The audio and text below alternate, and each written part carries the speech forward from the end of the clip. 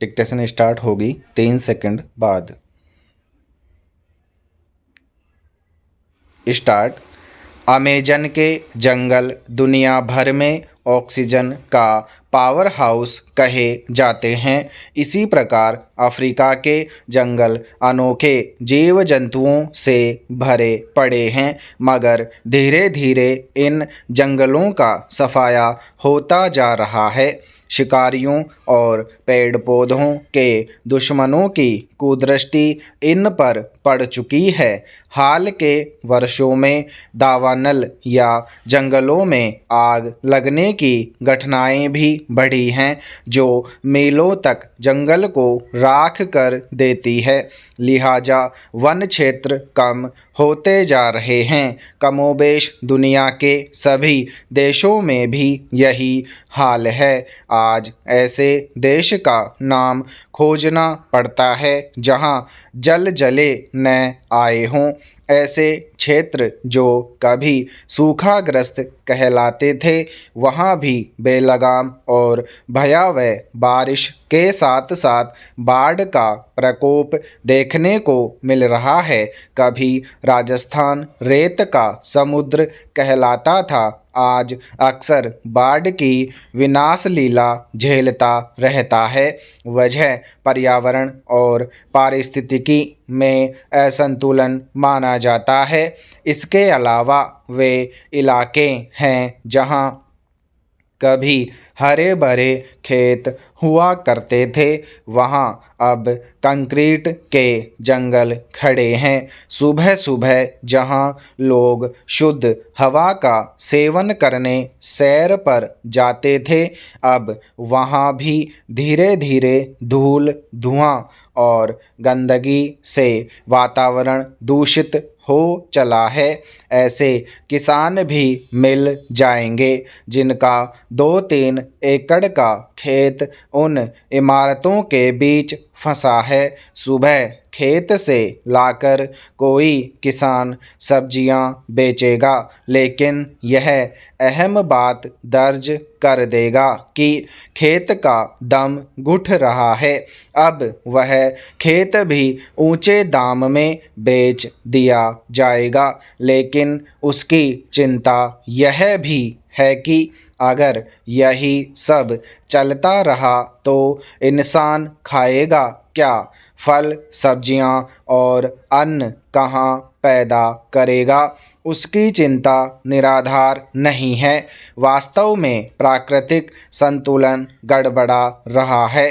इसके पीछे कारण क्या है, यह अब सामने आने लगा है। इंसान के साथ जीव जंतुओं का भविष्य भी दांव पर लगा है।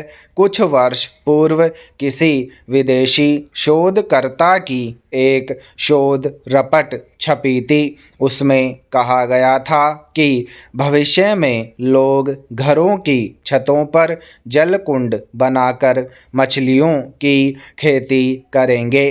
उस वक्त तो यह कथन हास्यास्पद लगा था, मगर अब नहीं। बदलते परिवेश में एक दूसरी रपट में किसी जीव वैज्ञानिक का कहना था कि जिस दिन मधुमक्खियां इस दुनिया से विदा ले लेंगी, दुनिया में जीवन का अंत निकट होगा।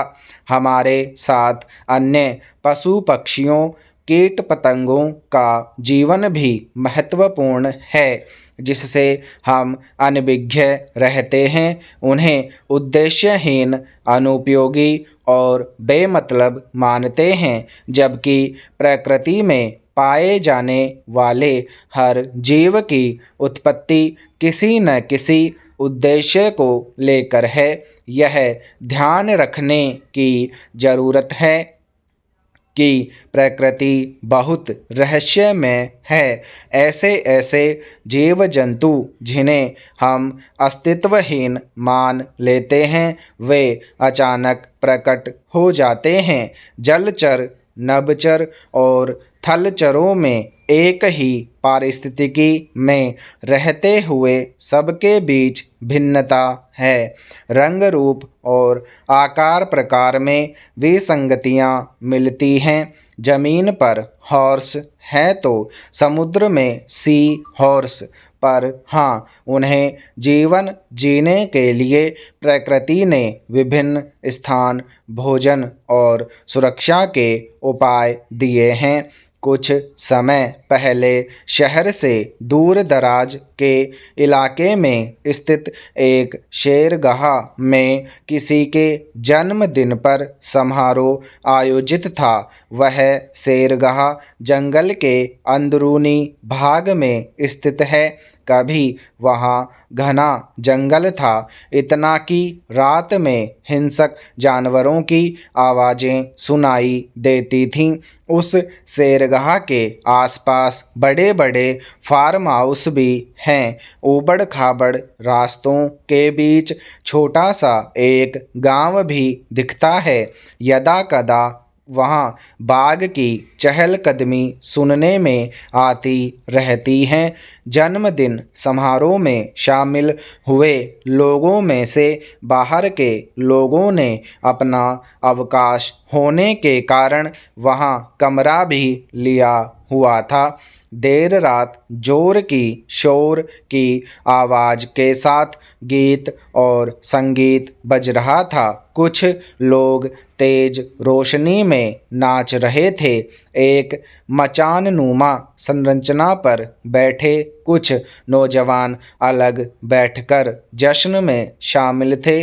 इस दौरान पेड़ की एक टहनी की तरफ इशारा कर मेजबान ने सबका ध्यान खींचा। उस वृक्ष पर बड़े आकार का उल्लू बैठा था। शायद वाहवाही लूटने के लिए उन्होंने ऐसा किया होगा। उल्लू की शारीरिक संरचना का बखान करते हुए बोले, उल्लू अपनी गर्दन 360 डिग्री घुमा लेता है। अगर आदमी की गर्दन इतना घूमती तो सर्वाइकल की समस्या न होती। उनकी वह बात वास्तव में खलने वाली थी, कारण कि प्राकृतिक आवास वन्य जीवों के लिए प्रकृति प्रदत्त है, पर निहित स्वार्थवश धनलोलुप व्यक्ति प्रशासनिक हेराफेरी और नियमों को ताक पर रखकर ऐसे स्थानों पर हक जमा लेते हैं। पर दुख की बात है कि उस वक्त वह बेबस उल्लू टुकुर टुकुर वहाँ मौजूद सब लोगों की ओर लाचारी से देखता प्रतीत हो रहा था। किसने किसका बहुत छीन लिया है। जो हो रहा है उसका असर अब जमीन पर उतरेगा, तब इंसान किस स्थिति में रहेगा और क्या सोचेगा। स्टॉप।